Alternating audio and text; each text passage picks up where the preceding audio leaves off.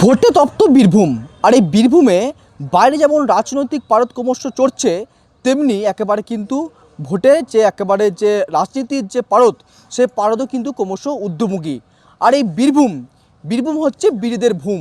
আর সেই বীরদের ভূমিতে কার্যত রয়েছে অনুব্রত মণ্ডল থেকে শুরু করে কাজল শেখ, এই সমস্ত নেতা মন্ত্রীরা। সে জায়গায় দাঁড়িয়ে একেবারে ভোট আসলেই এই বীরভূমের দিকে কিন্তু সবার নজর থাকে। আর এই বীরভূমে ভোট কেমন হবে, অনুব্রত মণ্ডল কী করছে, কাজল শেখ কী করছে, সবারই কিন্তু নজর থাকে এই বীরভূমের দিকে। সে জায়গায় দাঁড়িয়ে আর হাতে গোনা কয়েকদিন মাত্র পরেই কিন্তু ভোট, 23 তারিখ কিন্তু ভোট রয়েছে। তার আগে কি বলছে তৃণমূল, কি বলছে এবিভির যে সমস্ত ছাত্র সংগঠনের নেতারা রয়েছে, তারা কি বলছে কথা বলবো। আজকের প্রোগ্রাম হচ্ছে ময়দানে ভোটের হাওয়া নিয়ে। আমি রয়েছি বোলপুর থেকে সৌত্তি চক্রবর্তী এবং ক্যামেরায় রয়েছে রাকেশ মেটে। প্রথমেই এবিভির কাছে প্রশ্ন, যেটা হচ্ছে ভোট বড় বালাই, প্রধানমন্ত্রী তাকে দেখা গেল না সমাবর্তন অনুষ্ঠানে আসতে, সে জায়গায় দাঁড়িয়ে সিউড়িতে এলো তিনি জনসভা করতে। কি বলবেন? দেখুন, সমাবর্তনে আসবে, সমাবর্তনে হয়তো কিছু দিনক্ষণ স্থির হয়নি বা কোনো সিকিউরিটি কারণগত কিছু হয়েছে। সমাবর্তনে উনি আসবেন, পরে অনেকবার এসছেন, রাষ্ট্রপতিরাও এসছেন, আমাদের রাজনাথ সিং যিনি তখনকার প্রতিরক্ষামন্ত্রী ছিলেন তিনিও এসছেন। তো এসছেন, আসবেন, কিন্তু সিউড়িতে এসছেন, সিউড়িতে ওটা ভোটের প্রচার, ওটা আলাদা বিষয়, এটা সমাবর্তন, এটা আলাদা বিষয়, দুটো সম্পূর্ণ আলাদা বিষয়। একদমই যাই তৃণমূল কাছে যাবো, যেটা হচ্ছে দাদা সমাবর্তন অনুষ্ঠানে প্রধানমন্ত্রী দেখা গেল না, কিন্তু অন্যদিকে সিউড়িতে ভোট বড় বালায় কথায় আছে, সেখানে প্রধানমন্ত্রীকে দেখা যাচ্ছে, অমিত শাহকে দেখা যাচ্ছে। কি বলবেন? এবিপি বলছে যে আসবেন, হয়তো দিনক্ষণ ঠিক ছিল না বা তাদের কোনো অসুবিধা ছিল, সেজন্য আসতে পারেনি। দেখুন, মানে প্রধানমন্ত্রীও বুঝে গেছেন যে আজকে সিউড়িতে এসেছি, বোলপুরে বিশ্বভারতীতে এলে কীভাবে কী হতে পারে। এবং আমরা দেখেছি বিশ্বভারতীতে যেভাবে গৌরীকরণ চলছে, মানে সেটা উনি লজ্জার মুখে আসতে পারছেন না। যে জন্য দেখলাম সিউড়িতে উনি এলেন, কিন্তু বিশ্বভারতীতে আসতে পারলেন না, যেখানে অনেক ছাত্রছাত্রী আশা করে বসেছিল তা মানে সমাবর্তন হবে। সেটা একটা লজ্জার ব্যাপার, ছাত্রছাত্রীদের একটা হয়রানির ব্যাপার হয়েছে। আর উনি আসবেন কিভাবে? যেভাবে বাংলায় উনি যেভাবে মনীষীদের অপমান করেছেন, রবীন্দ্রনাথ ঠাকুর অপমান করেছেন, তার একটা লজ্জার ব্যাপারে তিনি সিউড়িতে এলেন, কিন্তু বিশ্বভারতী আসতে পারলেন না। কথা বলবো এই বিষয়ে, যেটা হচ্ছে কালকে অমিত শাহ কোটাসুরে সভা করেছিলেন, সেখানে কথা সাহিত্যিক তারাশঙ্কর বন্দ্যোপাধ্যায়ের নাম সঠিকভাবে উচ্চারণ করতে পারেনি। কি বলবে? দেখুন, উনি একজন হিন্দিভাষী মানুষ, তো ওনার বাংলা উচ্চারণটা একটু এদিক ওদিক হতে পারে, সেটা আমাদেরকে একটু করে নিতে হবে। তবে ওনারা চেষ্টা করেন সবসময় যে মনীষীদের না, কিন্তু সম্মানটা কেউ দেয়। বাংলা থেকেও সতীদাহকে প্রতিদাহ করে দেয়, এটার দিকে একটু খেয়াল দেওয়া দরকার। অমিত শাহ কি বললো সেটা চিন্তা পরে করুক, আগে সতীদাহকে যারা প্রতিদাহ করে রবীন্দ্রনাথের মূর্তি করা নয়। ভুল করতে পারে, তাহলে উনি তো হিন্দিভাষী মানুষ, ভুল করতেই পারে, বেরিয়ে যেতেই পারে, তাই না? দাদা, যেটা হচ্ছে যে কথা সাহিত্যিক তারাশঙ্কর বন্দ্যোপাধ্যায়ের নাম ঠিকমতো উচ্চারণ করতে পারছেন না অমিত শাহ, সে জায়গায় দাঁড়িয়ে আবার এবিপি থেকে অভিযোগ করা হচ্ছে যে সতীদাহ প্রথা থেকে পতিদাহ প্রথা যে সমস্ত তৃণমূলে যেটা মানে মূলত সিলেবাস টাং যেটা বলে সেটা হয়েছিল, সেটা এবিপি একটা অভিযোগ করছে। কি বলবেন? দেখুন, ওরা যেরকম বলছে যে হিন্দিভাষী মানুষ বাংলা বলতে পারছে না, কিন্তু বাঙালিরা যখন তাদেরকে করতে মানে তাদের ক্ষমা করে দিতে বা ইত্যাদি কথা, তো বাংলার মানুষ যখন বাইরে যাচ্ছে, তারা যখন হিন্দি বলতে পারছে না, বাংলা বলছে, তখন তাদেরকে নির্যাতন করা হচ্ছে। তাহলে বাঙালি কিভাবে সেটা মেনে নেবে? আর তারা তো কন্টিনিউ আমাদের বাঙালি মনীষীদেরকে অপমান করে এসছে, তারা কোন লজ্জায় বিশ্বভারতীতে মুখ দেখাবে? তাই লজ্জায় তিনি আসতে পারেননি। এবং গৌরীকরণ যে বিশ্বভারতীতে হচ্ছে, সেই গৌরীকরণের বিরুদ্ধে আন্দোলন হওয়ার ভয়ে বা কোনো রকম কিছু হওয়ার ভয়ে, ভোটের হাওয়াটা তার কাছে আসল, তার কাছে মনীষী আসল নয়, তাই তিনি আসতে চাইলেন না এবং আসতে পারছেন না। আমরা আগেও দেখেছি যে যখন সমাবর্তনে উনি এসেছিলেন, সেখানে ছাত্রদেরকে কোনো রকম তাদেরকে চন্দনে ফোঁটা বা বরণ না করে তিনি গ্যাস ওই রাজনৈতিক বার্তা দিয়ে গেছেন। রাজনীতি ছাড়া তিনি বোঝেন না, এবং আমরা দেখেছি কন্টিনিউ তিনিকে রাজনীতি করতে, মনীষীদেরকেও নিয়েও রাজনীতি করতে। রাজনীতি ছাড়া তো আর তাই তৃণমূল অভিযোগ করছে রাজনীতি করছে মনীষীদেরকে নিয়ে বিজেপি সরকার, প্রধানমন্ত্রী নরেন্দ্র মোদী রাজনীতি করছে। রাজনীতি তো করছে আমাদের মাননীয়া, কারণ তিনি বলে দেন যে মহাভারত নাকি কাজী নজরুল ইসলাম লিখেছিলেন। এইটা আমাদের কাছে নতুন একটা শিক্ষণীয়, খুবই গুরুত্বপূর্ণ একটা বিষয় আমাদের শিক্ষা দিয়েছেন। আর তাছাড়া উনি যেটা বললেন যে মনি ঋষিদের অপমান, আমাদের জানি বঙ্কিমচন্দ্র, রবীন্দ্রনাথ, আমাদের নেতাজি সুভাষচন্দ্র বসুর কে যথেষ্ট সম্মান করা হয়, আমাদের যে সেন্ট্রাল লেভেলে সেখানে যথেষ্ট সম্মান করা হয়। তারপরে নেতাজির যে মূর্তি আছে সেটা দিল্লিতে সরিয়ে সেখানে দেওয়া হয়েছে। আর এখানে আমাদের কি হচ্ছে যে রবীন্দ্রনাথের ছবি ওপেন রাস্তায় রাজপথে পুরানো হচ্ছে। আবার ওনারা নাকি আমাদের শেখাবেন, আবার বলে দেন নাকি যে মহাভারত কাজী নজরুল ইসলাম লিখেছিলেন। এটা কাজী নজরুল ইসলামকে সম্মান করা হচ্ছে? প্রশ্নটা রাখবো তাদের কাছে, উত্তরটা জানতে চাই। কি বলবেন দাদা? দেখুন আমরা তো কালচার দেখতে পাচ্ছি, এখানেই বলো কি বলে বঙ্কিমচন্দ্র রবীন্দ্রনাথ, তার আগে গুরুদেব নয়, হ্যাঁ কিছু কোনো রকম কোনো সম্বোধন নয়, মাননীয় নয়। তাই এদের একটা কালচারই এরকম, তারা যাই বলুক, কারণ হচ্ছে তারা পায়ের তলায় দেখেছি আমরা রবীন্দ্রনাথের ছবি রাখা, বঙ্কিমদা যেরকম চায়ের আড্ডার যেন বঙ্কিমদা ইত্যাদি এরকম দেখছি। আজকে হয়তো তারা কিছুই জানে না যে রবীন্দ্রনাথ ঠাকুরের লেখা যে আমাদের ভারতের জাতীয় সঙ্গীত যেটা, তারাই তাই পুরো গানটা গাইতে পারবে না, বিভিন্ন জায়গায় আমরা দেখেছি তারা গাইতে পারেনি। হ্যাঁ বিভিন্ন ক্ষেত্রে মহাভারত কে লিখেছে যেটা ওরা অভিযোগ করছে? দেখুন মহাভারত কে লিখেছে সেটা যদি না জানা হয়, কিন্তু রবীন্দ্রনাথের যেটা ওয়ার্ল্ড লিভিং হেরিটেজ, রবীন্দ্রনাথের জন্ম কোথায় সেটা তারা বলতে পারছে না, সেটা জানা সবার আগে জরুরি। সংবিধান জানা সব থেকে বড় জরুরি, কিন্তু তারা কিন্তু আজকে দেখতে পাচ্ছি যে হিন্দুত্ববাদীকেই রাষ্ট্রবাদী। ভাই প্রশ্ন যেটা হচ্ছে যে আমরা জানেন যে হুমায়ুন কবিরের একটা ভিডিও ভাইরাল হয়েছিল, সে জায়গায় দাঁড়িয়ে প্রায় 1000 কোটি টাকার একটা অভিযোগ উঠেছিল বিজেপি কাছ থেকে নেওয়ার, এবং কি বলছে বিজেপি, কথা বলবো কি বলবে এটা? ওই বিষয় নিয়ে আমরা কোনো কথা বলবো না, তার কারণ হচ্ছে সম্পূর্ণ একটা ওদেরই দলের একটা সাংসদ বেরিয়ে গেছে, সে এখন তাদের দলের হয়ে কথা কিছু বলবে না বা না বলবে না, ওদেরই বি টিম কিছু বলবে না, যে বানিয়ে বলবে না, সেটা আমরা জানবো কী করে? ওনারা যে সাজিয়ে দিচ্ছেন না বিষয়গুলো, জনগণকে বিভ্রান্ত করার জন্য ওনারা সাজিয়ে দিচ্ছেন না, সেটাই বা জানবো কি? হুমায়ুনের ভিডিও ভাইরাল নিয়ে বলছে যে তৃণমূল বিভ্রান্ত করার জন্য এই ধরনের কাজ করেছে।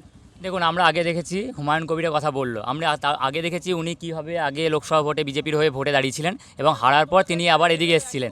এবার আমরাও জানি কীভাবে ওখানে উনি বলেছেন যে কীভাবে শুভেন্দু অধিকারীকে আমি বাইরে গালাগালি দেবো কিন্তু ভেতরে করবো, এটা পুরো পররাষ্ট্র মানুষ বুঝে গেছে যে ভেতরে একটা বি টিমের মতো কাজ করছে এবং বিজেপির হার বাংলায় নিশ্চিত। একদমই তাই। এবং আরও একটি প্রশ্ন থাকবে, যেটা হচ্ছে যে আপনারা জানেন যে গতকালকে আইপ্যাকের যিনি রয়েছেন দিল্লি, তাকে গ্রেপ্তার করা হয়েছে, এই বিষয়টা কি বলবেন তৃণমূলকে? হ্যাঁ মাথা গিয়েছে, ধীরে ধীরে আরও বড় মাথা আসবে, ওয়েট করুন, আরও বড় মাথা আসবে। আইপ্যাক কিছুদিন আগে বলেছিল না মাননীয়, যে আইপ্যাক ওনাদের আইটি সংস্থা, ওনাদের আইটি সেল নাকি কী সব বলেছিল। তো দেখুন আইপ্যাকের মাথা ধরা পড়ছে, তাহলে ঘুরিয়ে ফিরিয়ে কাদের মাথা ধরা পড়ছে দেখতেই পাচ্ছেন। ধরা পড়বেন, চাপ নেই, দাঁড়ান। কি বলবেন দাদা তৃণমূলের?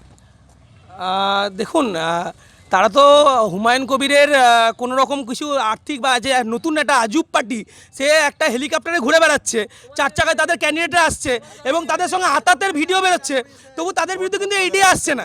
কিন্তু তারা বলছে যে মহাভারত কার লেখা, রামায়ণ কার লেখা, বেদব্যাস বা আমাদের যে নিয়ে আমাদের সব মুনি ঋষিদের নাম করে ওরা কিন্তু বলছে, হ্যাঁ বাল্মীকির কথা তুলছে, কিন্তু তারা কিন্তু ইডিকে ভরছে না, হ্যাঁ ইডিকে ভরছে না, কিন্তু আজুব পার্টিকে তারা ধরছে না। কিন্তু আজকে মমতার পেছনে কথা বলছে, মমতা দিদির বা আমাদের মাননীয় মুখ্যমন্ত্রীকে বিরুদ্ধে বলছে। তাই তাদের যদি সাহস থাকে তাহলে আজকে হুমায়ুন কবিরকে আজকে এনকোয়ারি বসুক, হুমায়ুন কবির ঘরে ইডি আসুক, কেন ইডি সিবিআই আসছে না? হাতাতের ভিডিওকে বলে দিচ্ছে এআই, হ্যাঁ এর থেকে লজ্জাজনক আর কিছু হতে পারে না। তাদের বিজেপির বি টিম হুমায়ুন কবির, সেটা সবাই বুঝে গেছে, ভোট কাটানোর রাজনীতি গোটা দেশে তারা করে আসছে, এখানেও করে আসছে, কট্টরবাদী দুটো এইকে যদি আটকে যদি কোনোভাবে আসতে পারে। কিন্তু একদম আসবো প্রশ্ন দেয়, যেটা হচ্ছে দাদা বোলপুরের তৃণমূলের প্রার্থী চন্দ্রনাথ সিনহা, কি হবে বলে মনে হচ্ছে? দেখুন ওনার বিরুদ্ধে আপনারা দেখেছেন, ওনাকে আমরা মানে বোলপুর বিধানসভা আন্ডারে যতটা দেখতে পাই, ওনাকে টিভিতে আমরা বেশি দেখতে পাই।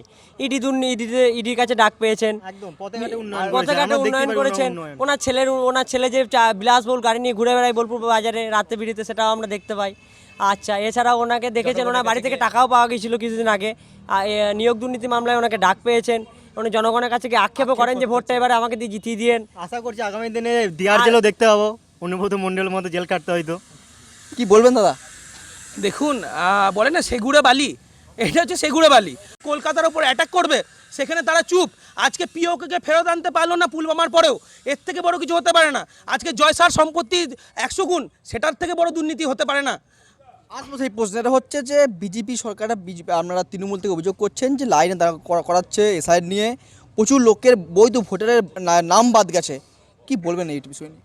দেখুন এসআরটা আমরা বারবার দেখেছি কীভাবে সাধারণ মানুষ হয়রানি হয়েছে এবং কিছুদিন আগে দেখলাম রামপুরহাটেই এক জায়গা থেকে মানুষ কীভাবে রোদের মধ্যে হন্তদন্ত হয়ে দৌড়ে দৌড়ে যাচ্ছে। আজকে মানুষের অনেকজনকে দেখেছি তারা মারাও গেছেন এবং কিভাবে দেখেছি যারা হিন্দুত্ব নাম করে যেভাবে যারা হিন্দুকে কেটেছেন, 64% হিন্দু কাটা গেছে, তাহলে বাইরে দেখাচ্ছেন পোশাক পরে আমরা হিন্দুত্ববাদী, কিন্তু ভেতরে তারা মানে হিন্দুদের বিরোধে কাজ করছেন।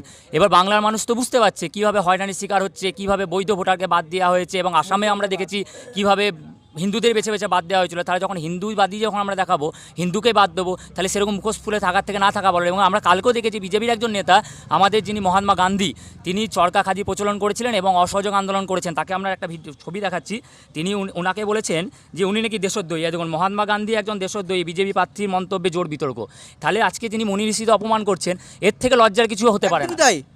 মহাত্মা গান্ধী কি দেশদ্রোহী, কি বলবে? মহাত্মা গান্ধী দেশদ্রোহী নাকি সেটা ওনাদের কাছে জিজ্ঞেস করতে হবে। বিজেপি নেতা বলছে, বিজেপি নেতা বলছে, তার সোর্স কোথায়? খবরের চ্যানেলে কোথায়? এআই নাকি সেটা বলতে পারবো না, তবে ওই যে চ্যানেলটা দেখাচ্ছে সেই চ্যানেলটা তৃণমূলের মানে পদহেলন করে থাকে। না না, চ্যানেলে থাম্বনেল দেখালে হবে না, এটা এডিট করে দেওয়া যায়। কই অরিজিনাল যেখান থেকে বলেছে সেটা দেখায়, সেটা দেখাতে বলুন। যেটা যেখান থেকে বলেছে যে একদম তার অরিজিনাল ফুটেজ থাকলে দেখাতে বলুন, আমরা এআই নয় বিশ্বাস করবো। বড় প্রশ্ন হচ্ছে যে রাকেশ রোশন যে চাঁদে যায় নাই, এইটা কিন্তু আমরা এআই বলুক আর যাই বলুক, এইটা কিন্তু আমরা বিশ্বাস করি। এবার ওনারা যা বলবেন বলুন। বেশ, সবথেকে বড় প্রশ্ন হচ্ছে সোনালী বিবিকে বাংলাদেশে পুশব্যাক করা হয়েছিল, তৃণমূল সরকার বারবার বলছে তাদের পাশে থেকে ফিরিয়ে আনা হয়েছে। তাহলে কি বাংলায় কথা বলার জন্য কি বাংলাদেশে পাঠিয়ে দেওয়া হচ্ছে? দেখুন, বাংলায় কথা বলার জন্য নয় বিষয়টা, হয়তো কিছু মিস্টেক হয়ে থাকতে পারে বা কিছু হয়েছিল হয়তো, ফেরত তো নিয়ে আসা হয়েছে। আর আপনারা দেখেছেন যে কী পরিমাণে অনুপ্রবেশ হয়েছে যখন এসআইআর ঘোষণা হলো, বর্ডারে কি লম্বা লাইন হয়েছিল সেটা আপনারা দেখতে পেয়েছিলেন। আর এটাও আমরা ওরা যেটা বলছিলেন যে হিন্দুদের নাম বাদ গেছে, একদম একদম তৃণমূল কি বলছে দেখবো। আচ্ছা, বর্ডারে বিএসএফ থাকে আমরা জানি, এবং রোহিঙ্গা বলছে, রোহিঙ্গা কি ভারতের বর্ডারে আছে না অন্য রাজ্যের বর্ডারে আছে, সেটা সবার আগে ওদের জানা দরকার। এবং তাহলে মতুয়ারে কি রোহিঙ্গা বা যে যাদেরকে বাদ দিয়ে দেওয়া হচ্ছে, এটা বলছে যে মিস্টেক, এটা ভয়ানক ব্যাপার। মিস্টেক হতো তো সবাইকে, তাহলে বাংলা ভাষায় যারা কথা বলছে সবাইকে মিস্টেক বলে বার করে দেওয়া হবে। এর থেকে বড় নোংরা রাজনীতি আজকে গরিবদের উপরে যেইভাবে হ্যামারিং করা হচ্ছে, তাদেরকে যে রাজনীতি এরকম করা হচ্ছে, বাঙালি কথা বললে অন্য রাজ্যে মারধর করা হচ্ছে, এর থেকে বড় নোংরা রাজনীতি কোনোদিন দেশ দেখেনি, কোনোদিন দেখবেও না। এবং যেটা হচ্ছে বাংলাদেশে হিন্দুকে পুড়িয়ে দেওয়া হচ্ছে, সেটা বড় বড় করে দেখানো হচ্ছে, কিন্তু সেখানেই আবার গ্যাস, ডিজেল ইত্যাদি পাঠানো হচ্ছে। এর থেকে বড় নোংরা রাজনীতি বা জামা পড়া একটা হিন্দুত্ববাদী রাজনীতি, ভেতরে ভেতরে আজুব পার্টির হুমায়ুন কবির সঙ্গে আতাত, হ্যাঁ, এর থেকে বড় নোংরা রাজনীতি হতে পারে না, আমরা দেখিনি। একদমই তাই। যেটা হচ্ছে তৃণমূল ভোটের আগে শ্বেতপত্র প্রকাশ করছে, কোথায় কি উন্নয়ন হবে না হবে, কোথায় ব্রিজ হবে, রাস্তাঘাট। বীরভূমে কি সত্যি উন্নয়ন হয়েছে না কি মনে হয়? তৃণমূল তো বলছে যে প্রচুর উন্নয়ন হয়েছে, 95% উন্নয়ন হয়ে গেছে। হয়েছে কয়লা চুরি, উন্নয়ন, কয়লা চুরি, তিলপাড়া বালি ব্রিজ। চুরি। আমরা ব্রিজের কথা বললেন, তিলপাড়া ব্রিজ, ওটাকে মানে খরচের জন্য, ওটা উন্নয়নের জন্য 23 কোটি টাকা বরাদ্দ হয়েছিল। সেই বরাদ্দের টাকা দেখবেন কীভাবে বাঁশ দিয়ে বেড়া বেঁধে রেখে দেওয়া হয়েছে ব্রিজটাকে। ওটা কি কোনো পার্মানেন্ট সলিউশন? ব্রিজে যে কোনো দিন ভেঙে পড়তে পারে, তার আমরা বলছি যে কোনো উন্নয়ন হয়নি না, কোনোভাবেই না। এর বোলপুরের রাস্তাঘাট দেখলেই তো বোঝা যায় উন্নয়ন কোথায় হয়েছে। আবার এর থেকে আবার কি বলা যায়? শাসক দল তো বলে যে উন্নয়ন রাস্তায় দাঁড়িয়ে আছে। এখানে উন্নয়ন বলতে দুর্নীতি ছাড়া কিছুই নেই, ঠিক আছে? গরু চুরি থেকে কয়লা চুরি থেকে স্বাস্থ্য চুরি, সব এইগুলোই উন্নয়ন, তাছাড়া আর কিছু নেই। ওইগুলি রাস্তায় ঘুরে বেড়াচ্ছে, দেখাচ্ছে ওইগুলি রাস্তার উপর উন্নয়নটা দাঁড়িয়েছে, ওটাই 15 বছর কিছু করেনি আর করবেও না। বলছে আগামী 15 বছর তৃণমূল কিছু করেনি, উন্নয়ন নাকি যেগুলো রাস্তায় ঘুরে বেড়ায় বা দাঁড়িয়ে আছে, যেটা আপনাদের নেতা অনুব্রত মণ্ডল বলেছিলেন, বলছে ওগুলো রাস্তায় ঘুরে বেড়ায়, কোনো উন্নয়ন হয়নি, যা উন্নয়ন হচ্ছে তৃণমূল নেতাদের হয়েছে। দেখুন, এখনই বললো যে উন্নয়ন হয়নি আর হবেও না, তার মানে হবে না কথাটা থেকে বোঝা যাচ্ছে যে ওরাও মেনে নিয়েছে কোথাও যে তৃণমূলই আসছে। দ্বিতীয় কথা হচ্ছে যে উন্নয়ন, তারা তো যখন বিরোধী করবে তারা তো সব উল্টোপাল্টা কথা বলবেই। আমরা বিহারে দেখছি কন্টিনিউ ব্রিজ ভেঙে পড়ে যাচ্ছে, হাতে করে তুললে এরকম খোকলা মাটির মতো বেরোচ্ছে। তিলপাড়া ব্রিজ নিয়ে অভিযোগ করছে ওরা। দেখুন, তিলপাড়া ব্রিজ যদি খুব বাজে অবস্থায় হতো তাহলে গাড়ি যাতায়াত করতো না। এবং আমাদের সরকার বলেছে, মমতা ব্যানার্জি কালকে এসে বলে গেছেন যে সব কিছু ভোটে হয়ে যাওয়ার পর সব জায়গায় সারানো হবে, এবং কীভাবে রাজনগর থেকে ইন্ডাস্ট্রিয়াল পার্ক তৈরি করা হবে এবং সিউড়িকে কীভাবে সাজানো হবে। এবং কালকে দেখেছি একটা বিধানসভায় যা লোক হয়েছে ঝাড়খণ্ড থেকে তুলে নিয়ে আসাতে, ওরকম যদি তুলে নিয়ে আসতো তাহলে আমাদের মাঠ কি এবং মাঠের বাইরেও লোক হয়েছে, এবং সাধারণ মানুষকে দেখেছি। অমিত শাহ সবাই কি বাইরে থেকে লোক আনা হয়েছে? ফালতু কথা, পুরো ফালতু কথা, এগুলো ওনাদের মন গড়া কথা, ঠিক আছে? কোনো আপনি সবাইকে হিন্দিভাষী কথা বলতে পারে, ইনি যেমন আছেন একজন, ওনাদের মধ্যে একজন হিন্দি ভাষায় কথা বলছে, উনি কি বাইরের লোক? উনি কি বাইরের লোক? আপনি বলুন, উনি কি বাইরের লোক? উনি কি বাইরের লোক? আচ্ছা, বিশ্বভারতী স্টুডেন্ট, এখানে কজন বিশ্বভারতী স্টুডেন্ট আছে? ভোটারও আছে। একে আমি हिंदी वाला बात अमित शाह जो बोले, अभी ये खुद बोल रहा है कि सब बाहर का लोग है, मतलब हिंदी को मतलब बाहर का वाले सोच रहा है। समझ पा रहे हैं मेरा भाई? अभी बोला ना बाहर का लोग है। हम विश्व भारती का स्टूडेंट है और मेरा इंटीग्रल पार्ट है। स्टैंड लेने का यहाँ का गवर्नमेंट कहीं का भी गवर्नमेंट है, ये डेमोक्रेटिक राइट है, ये डेमोक्रेटिक राइट है, कहीं का भी गवर्नमेंट रहे चाहे। আজকে উনি যদি বলতে পারেন একজন হিন্দিভাষী স্টুডেন্টকে বহিরাগত, তাহলে আমি মনে করি প্রধানমন্ত্রীও বাংলায় এসে বহিরাগত, উনি তাহলে প্রধানমন্ত্রী পদটা ছেড়ে দিয়ে বাংলায় মুখ্যমন্ত্রী হোক। কি বলবে দাদা এই বিবেক? না, ওনাকে কি বললাম আমি, ওনার প্রথম কথা হচ্ছে উনি বুঝতেই পারলো না। ওনাকে বললাম যে বহিরাগত, ওনারা যে বহিরাগত লোক আনা হয়েছে বলছেন, তো ওনারা কারা এখানকার ভোটার নয়। তুমি একবার যে কেউ একবার সবাইকে ঘুরে আসুন, আপনি সবাই একটা কভারেজ করুন, দেখতে পাবেন যে তারা ভোটার নাকি। ঠিক আছে, যে পরিমাণ জনজোয়ার বিজেপি সভাগুলোতে দেখা যাচ্ছে, ঠিক আছে, মানুষের আবেগকে ধরে রাখা যায় না। আরো দিন ভয় দেখিয়ে অনেক তোমরা যদি ক্ষমতায় আসো, 1 মিনিট, তোমরা যদি ক্ষমতায় আসো, প্রধান 5টা কাজ কি হবে? প্রধান কাজ প্রথমেই হবে কর্মসংস্থান। এই যে রাস্তাঘাটে যে বেহাল দশা হয়ে যাচ্ছে সেই সমস্ত সারানো হবে প্রথম কথা। সেখানে শিল্প আসবে রাজ্যের মধ্যে। নারী থাকছে, নারী সুরক্ষা আমাদের প্রথম থাকছে, নারী সুরক্ষা আমাদের প্রথম টপ লিস্টে থাকবে, নারী সুরক্ষা আমাদের ম্যানিফেস্টেশনের টপ লিস্টে থাকবে, তারপর শিল্প, তারপর উন্নয়ন, এই 3টে আমাদের টপে থাকছে।